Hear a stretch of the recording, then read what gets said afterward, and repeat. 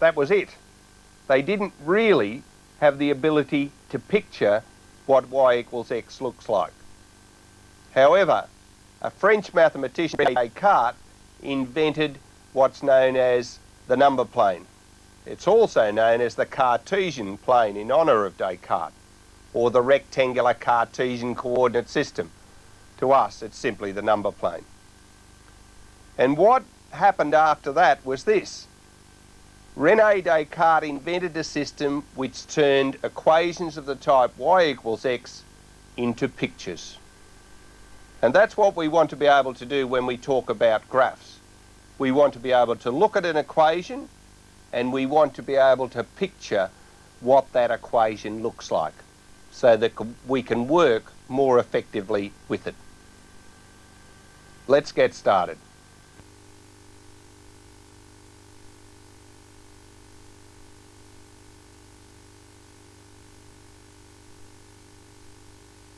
In the diagram that I have on the board, I've drawn a line which is parallel to the x-axis. Here's the x-axis, and our line, of course, is parallel to the x-axis.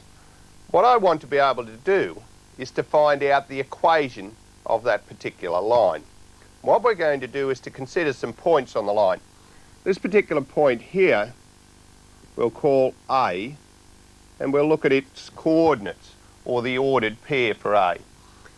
Starting at the origin, we go out 4 and up 2. So underneath here I'm going to write 4, 2. Let's consider another point.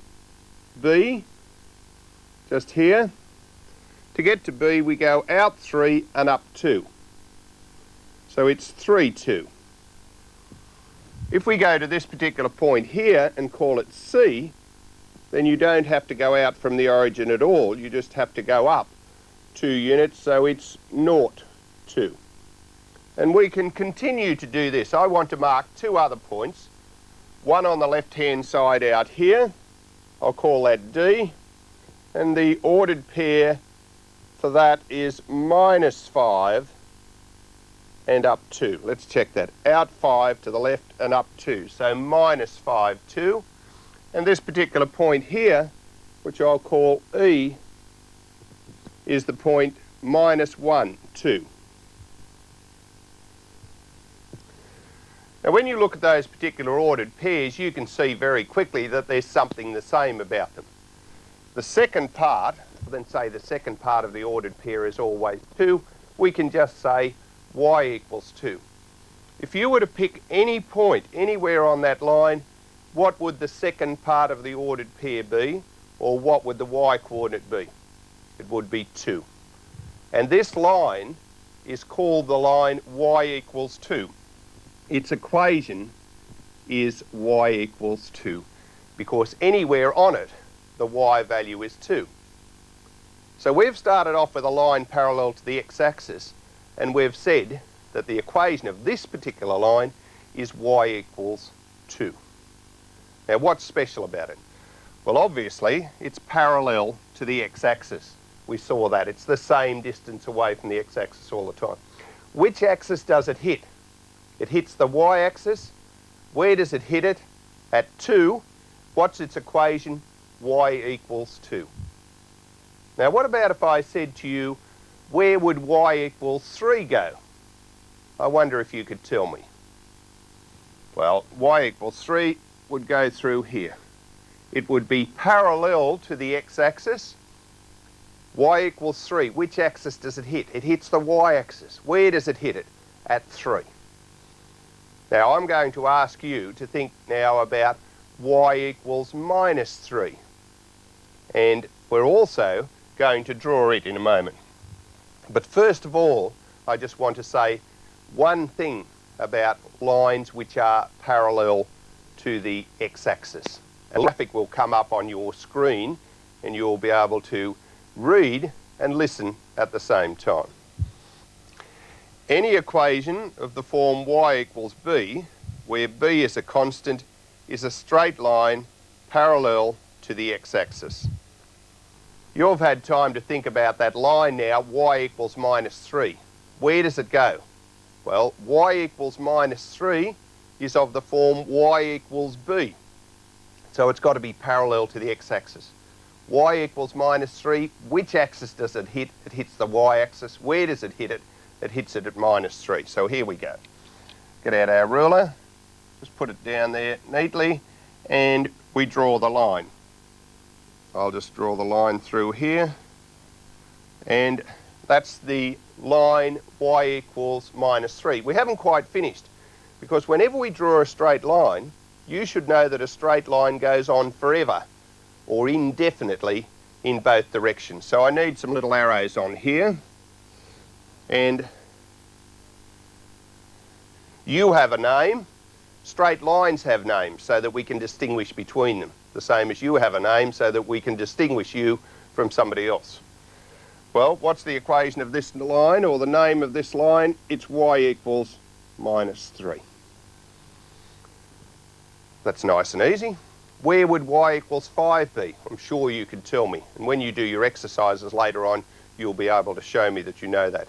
But there is one other interesting point. Here's y equals 2.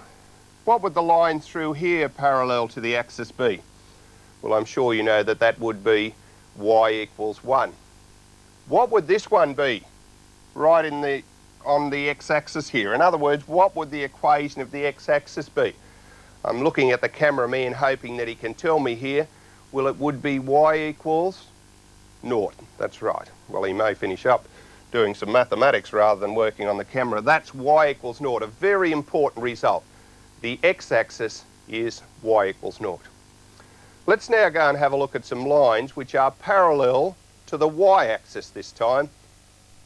Here's the y-axis, and of course this line is parallel to the y-axis. What we want to be able to do is to look at it and say, what's the equation of this particular line? And having found out the equation of that line, maybe we'll be able to draw some other lines. Let's see. This particular point up here I'm going to call A. And the most important thing for me to do now is to say, what are the coordinates of A? Well, to get to A, you go out 3 and up how many? 4. So A is the point 3, 4. This particular point here I'm going to call B, and to get to B from the origin we go out 3 and up 0. So that's 3, 0. And one more point this time. Let's take this particular point here. To get to that point from the origin we go out 3 and down 2. So that point, which I'll call C, is the point 3, -2. Now, what's the same about those three ordered pairs? Well, obviously you can see that the first part of the ordered pair is always the same. It's 3. Now, what is the first part of the ordered pair? Is that the x coordinate or the y coordinate? Well, it's easy to remember because it's the same in the alphabet. We go x, y, z. When we talk about an ordered pair, we go x, y. So the first part of the ordered pair is the x coordinate. And what's the x coordinate? Every time that we look at a point on this line, the x coordinate is 3. Now, there are an infinite number of points on this line. You'll notice that I have arrows on it to indicate that it extends indefinitely in both directions. So there are millions and millions and millions of points on that line. And what's the x value for each of them? It's 3. And so this line is perfectly described by the equation x equals 3. So we put its name on it. I'll put it down here. X equals 3. So if somebody said to you, I want you to draw a graph of the equation x equals 3, then you would just draw a straight line which is parallel to the y-axis, and it hits the x-axis at x equals 3. Let's have a look at some important points here. This line is parallel to the y-axis. Which axis does it actually hit? It hits the x-axis. Here, it hits the x-axis. And where does it hit it? It hits it at x equals 3, so its equation is x equals 3.